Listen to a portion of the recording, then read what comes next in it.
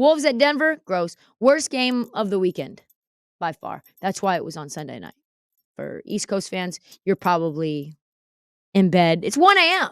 It's 1 a.m. on the East Coast. No fucking shot. Everyone knew that it was going to be bad because the game went off at 10:30 West Coast time. 10:30 East Coast time, excuse me. Half the country was sound asleep by halftime. You're not going to see Kings Warriors in that death slot. You're not going to see Clippers Suns in the death slot. You give it to Denver. Here are my takeaways. Playoff Jokic is here, and he's really good. Playoff Jokic is different than anybody else. Playoff Jokic is very different than himself in the regular season. He had 13, 4, and 6 in 28 minutes, and he fouled out with the Nuggets up 20. But in the first quarter, first half, they just went to him time and time and time and time again. Facilitating perfectly, sweeping the boards, going up against multiple 7-footers, and just being the MVP that everybody knows he has been. So, second, another point is the Nuggets are just really, really good. The Nuggets are really efficient. They have multiple guys that can get you 15 points. Aaron Gordon had 13. Porter had 18. Jokic 13.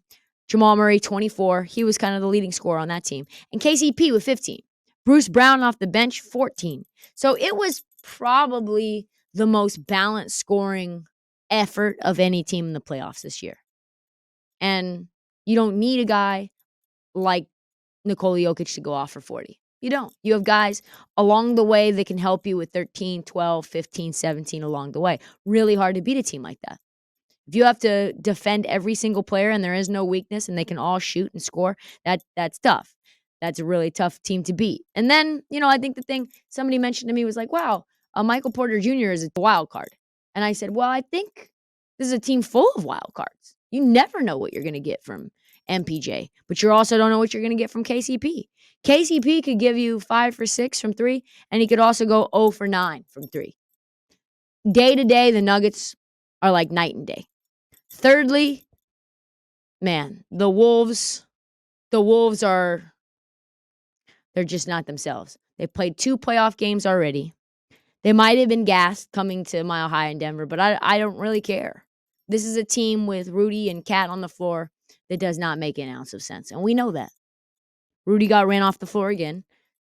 He was a negative 28 in 27 minutes because the Nuggets exposed him. Karl-Anthony Towns was better, but listen, this roster is getting exposed. They miss Jaden McDaniels. They miss Naz Reid, and I'm not really sure that they can keep up with this Denver team without that defense. The series is going to be over fast. Game 3 is the key. Nuggets can win against the Wolves on the road. It's probably night-night sleep mask.